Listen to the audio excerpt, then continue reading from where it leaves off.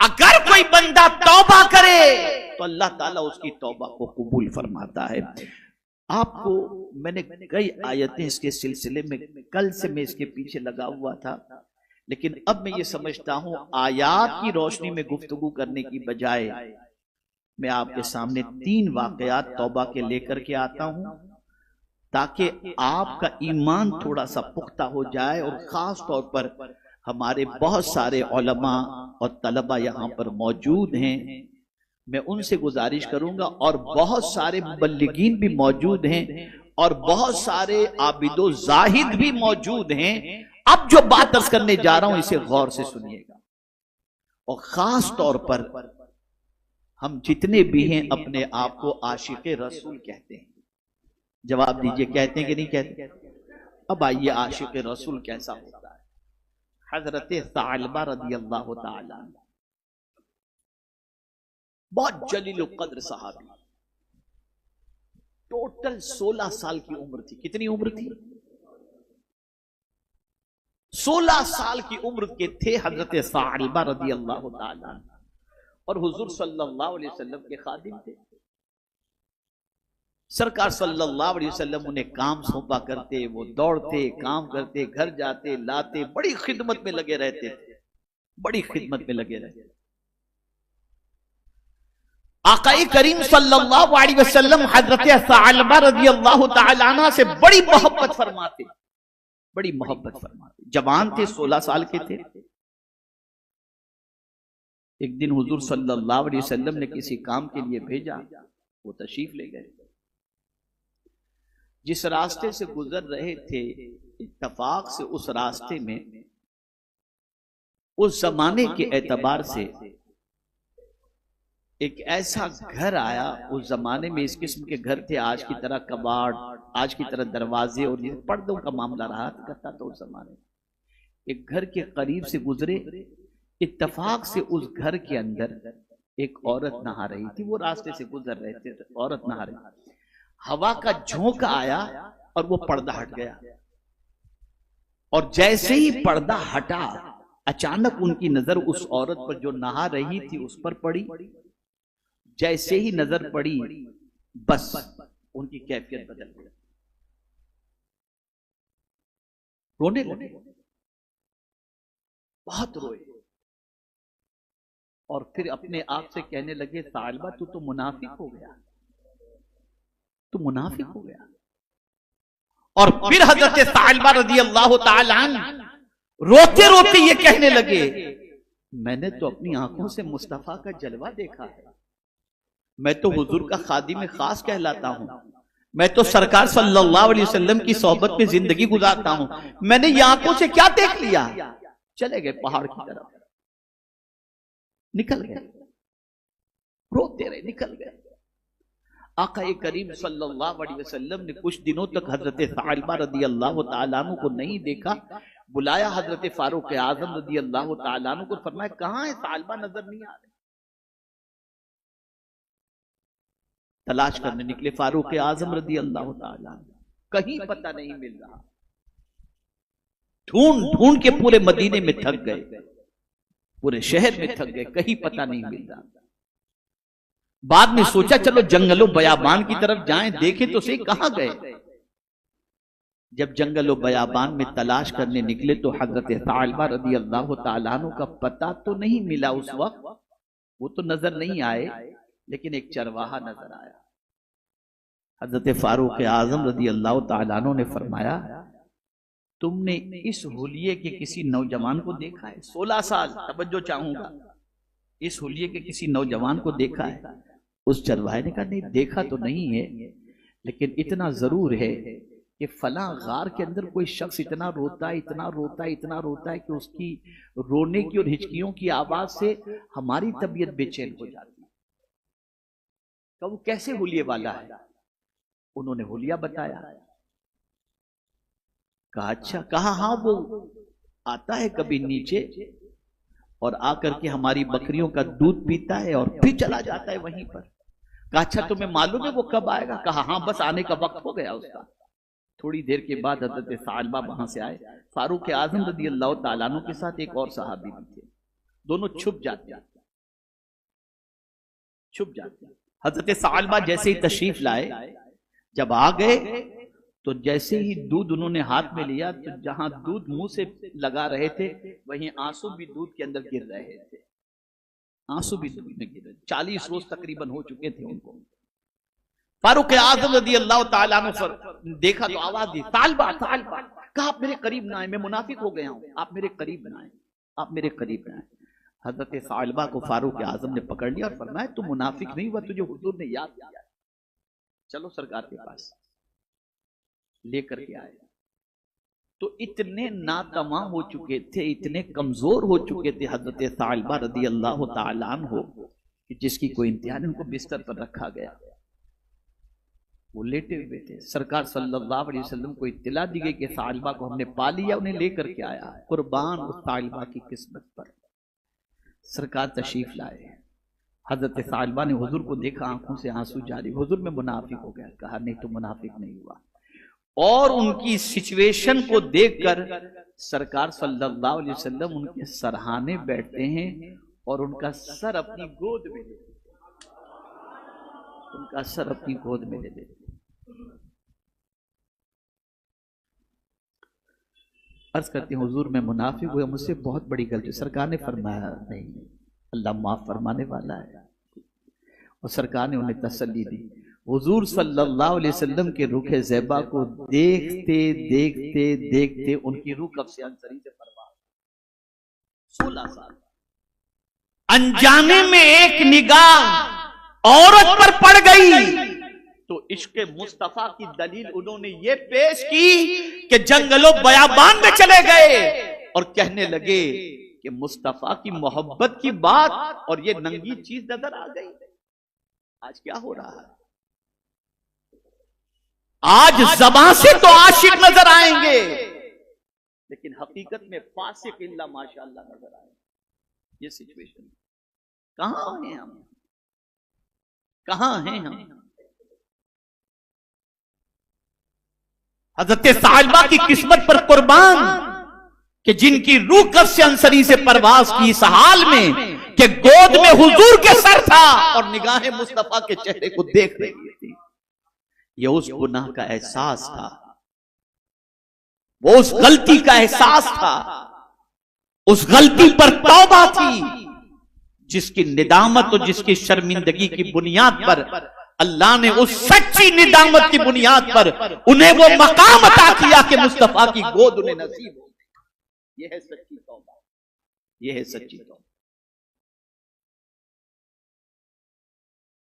कभी शैतान वर्गलाता है, अरे इतने पाप कर लिए अब तौबा से क्या फायदा। नहीं, अल्लाह ने तौबा का दरवाजा इसीलिए बड़े लंबे अरसे तक खुला रखा है, बंद नहीं रखा। जब तक कि सूरज मशरिक की बजाय मगरिब से न निकले उस वक्त तक तौबा का दरवाजा खुला है, खुला है। आइए सुनिए आप।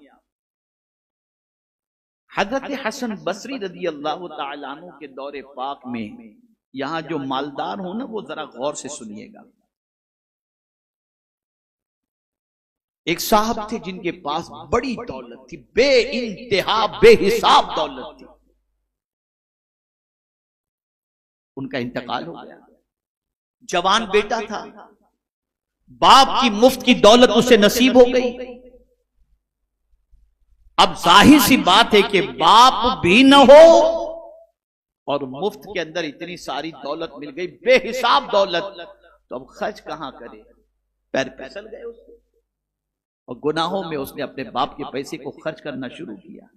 मां बड़ी परहेजगार थी और मां जो है हजरत हसन बसरी अलैहि रहमा के वाज की महफिल में जाया करती थी। जो खवातीन घर बैठे इस वक्त गुफ्तगू को सुन रही हैं, उनसे मेरी गुजारिश है कि आप सुना करो, तफसीर कुरान भी सुना करो, उलमा के खिताबात को भी सुना करो और इसी तरीके से अपने ईमान को ताज़ा करने की कोशिश भी किया करो। वो हजरत हसन बसरी अलैहि रहमा की महफिल के अंदर जाया करती और बच्चे को समझाया करती कि मेरे बेटे तू ये सब गुनाह न कर, छोड़ दे छोड़ दे छोड़ दे। लेकिन बच्चा मानता नहीं था, पैसे का नशा था ना, बड़ा खतरनाक होता है ये, बड़ा खतरनाक होता है। पैसे का नशा था गुनाह छोड़ने को तैयार नहीं। मां ने हजार समझाया लेकिन तैयार नहीं। फिर अचानक उस नौजवान को बुराई की वजह से, बुरे काम की वजह से, गंदे काम की वजह से उसे बीमारी लाहिक हो गई। और ऐसी बीमारी लाहिक हुई कि जिस बीमारी की वजह से डे बाय डे उसकी सेहत गिरती चली गई, डाउन होती चली गई, यहां तक कि इतनी उसकी सेहत डाउन हो गई कि उसे लगने लगा कि अब मेरी मौत करीब है। अब उसमें इतनी ताकत नहीं थी कि वो हजरत हसन बसरी अलैहिर्रहमा की महफिल में जा सके। मां चाहती थी कि वो पहुंचे हजरत हसन बसरी की महफिल में और वहां जाकर के ये तौबा कर ले और हजरत हसन बसरी अलैहिर्रहमा इसे तौबा करा दें। लेकिन अब उसके जिस्म में इतनी ताकत नहीं थी कि वो जा सके। पहले मां कहती थी कि बेटा हसन बसरी की महफिल में चलो, और मैं आपसे भी गुजारिश करता हूं कि तन्हा ना लाओ अपनी औलाद को इस इज्तिमा के अंदर और हफ्तावारी इज्तिमा के अंदर, ताकि उनकी तबीयत भी दीन की तरफ माइल हो। मां ने बड़ी कोशिश की हजरत हसन बसरी अलैहिर्रहमा की महफिल में ले जाने की, वो कभी तैयार नहीं हुआ। लेकिन जब एकदम लास्ट स्टेज पे पहुंचा और उस नौजवान को लगा कि अब मेरी मौत करीब है, तो अपनी मां से कहने लगा, मां मुझे हजरत हसन बसरी की महफिल में ले जा, मैंने बड़े गुनाह किए, मैं तौबा करूंगा। मां ने कहा, बेटे तेरे में चलने की सकत नहीं है, लेकिन मैं तेरे लिए मुसलसल हजरत हसन बसरी को दुआ के लिए कहा करती थी, वो मुझे पहचानते हैं, मैं जाती हूं उनसे, मैं बात करती हूँ कि वही आकर के तुझे तौबा करा दे। अब सुनिए, मां चूंकि अपने बच्चे के सारे ऐब हजरत हसन बसरी को बता चुकी थी कि मेरा बेटा ये करता है, मेरा बेटा ये करता है। अब जाकर जैसे ही उसने हजरत हसन बसरी अलैहिर्रहमा से कहा कि मेरा बेटा अब तैयार हुआ है मौत के दरवाजे पर पहुंचकर तौबा करने के लिए, आप आए और मेरे बच्चे को तौबा करा दें। तो हजरत हसन बसरी अलैहिर्रहमा ने फरमाया, ऐसे नालायक के लिए मैं आऊं जो इतना गुनाहों में डूबा रहा, तेरी नाफरमानी करता रहा, जाओ मैं तौबा कराने नहीं आता। वो नहीं आए। कौन? हजरत हसन बसरी, जिन्होंने मौला अली की गोद में परवरिश पाई, ताबई थे वो। अब मां मायूस होकर आई और अपने बेटे से कहती है, बेटे पहले ही जब तू सेहतमंद था और मैं जब तुझे कह रही थी उस वक्त ही चल करके तू तौबा कर लेता हजरत हसन बसरी के हाथों पर, तो कितना ही अच्छा होता। अब तेरे पाप की बुनियाद पर वो आने के लिए तैयार नहीं। तवज्जो चाहूंगा, जिंदगी में कभी रब से मायूस मत होना। अब तेरे पाप की बुनियाद पर वो नहीं आए। उस नौजवान ने सुना, बस उसने रोना शुरू किया। अब रोकर अपने मौला से लौ लगाई, मौला मैं इतना गुनहगार हूं कि तेरा नेक बंदा मुझे तौबा कराने के लिए भी नहीं आया, यकीनन ये मेरे गुनाहों की वजह से। मौला सबके दरवाजे बंद हैं, तेरा दरवाजा तो बंद नहीं हुआ। मैं सच्चे दिल से तौबा करता हूं। जितने आज तक गुनाह हुए, मैं आज के बाद कभी उन गुनाहों की दहलीज पर सेहतमंद होकर के भी नहीं जाऊंगा। मैं वादा करता हूं, मैं सच्ची तौबा करता हूं। मेरे मौला तू मुझे माफ फरमा दे, तेरे अलावा कौन है जो मेरे गुनाहों को माफ करे।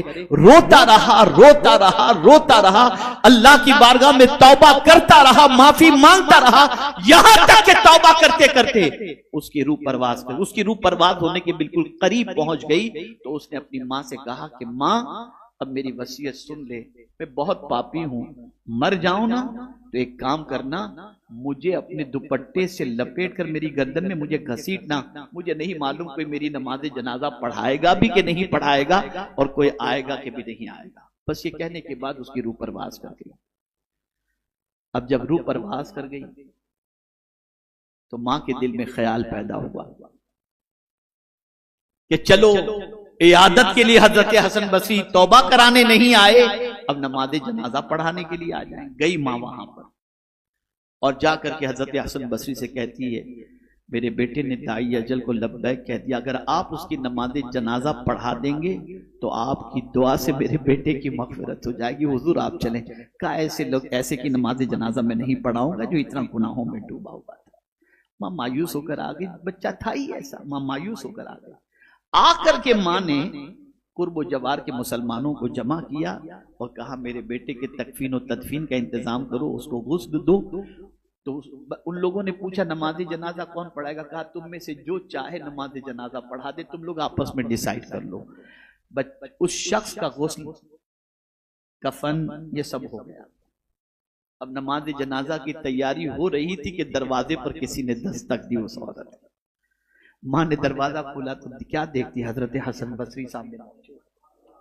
हजरत हसन बसरी, माँ ने कहा हुजूर आप तशरीफ ले आए? कहा हाँ, तेरे बेटे की नमाज जनाजा पढ़ाने के लिए आया हूँ।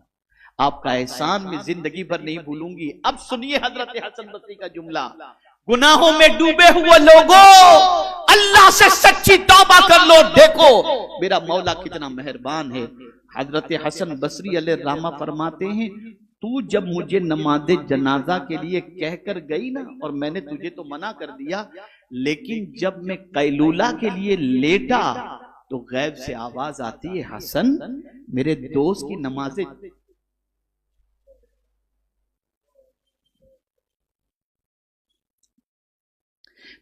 जनाजा पढ़ाने से तुमने इनकार कर दिया, जाओ मेरे दोस्त की नमाज जनाजा पढ़ाओ।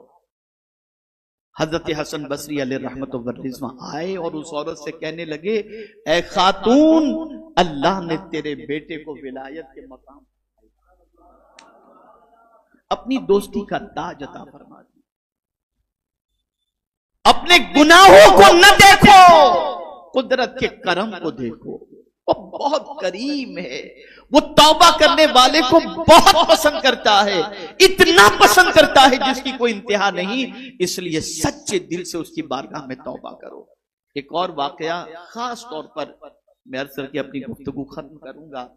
हजरत ईसा अलैहिस्सलाम बहुत इबादत गुजार अपने आप को जो लोग समझते हैं, वो गुनहगारों को बड़ा हकीर समझते हैं। अब आप सुनिए, हजरत ईसा अलैहिस्सलाम के दौरे पाक के अंदर हजरत ईसा अलैहिस्सलाम एक जगह से गुजर रहे थे।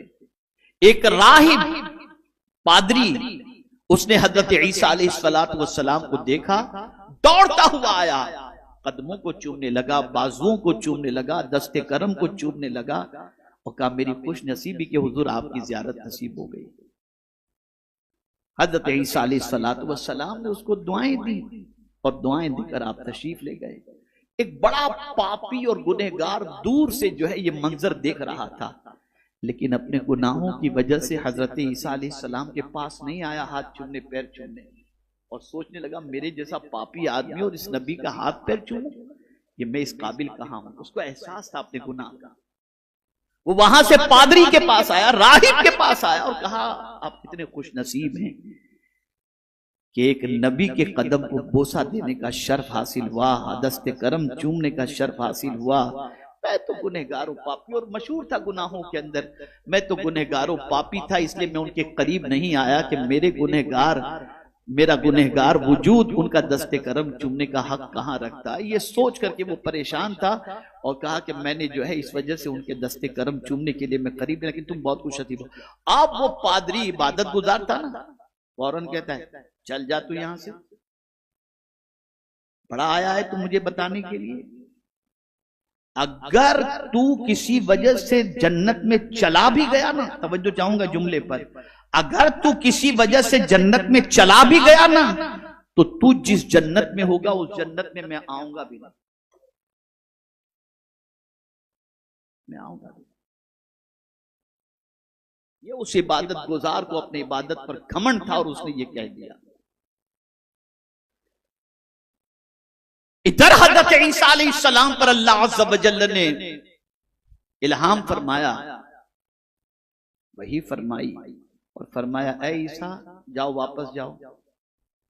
सुनिए आप, वापस जाओ और जिसने तुम्हारी वजह से उस राहिब को अकीदत से देखा और जिसको अपने गुनाह का एहसास था, जिसकी वजह से वो तुम्हारे करीब नहीं आया अपने आप को गुनहगार समझकर, और वो इबादत गुजार जिसे अपनी इबादत पर नाज था और जिसने ये कहा कि उस गुनहगार मेरे बंदे से कि तू जिस जन्नत में जाएगा वहां मैं नहीं आऊंगा, उस इबादत गुजार से कह दो ये जन्नत में जाएगा और उस जन्नत में तेरे लिए कोई जगह है, कोई जगह नहीं। और अल्लाह ताला ने उस गुनाह पर शर्मिंदगी और एहसास की बुनियाद पर अल्लाह ने उस गुनहगार की बख्शिश फरमा दी, और इबादत पर घमंड करने वाले को अल्लाह ताला ने जहन्नम का ईंधन बना दिया।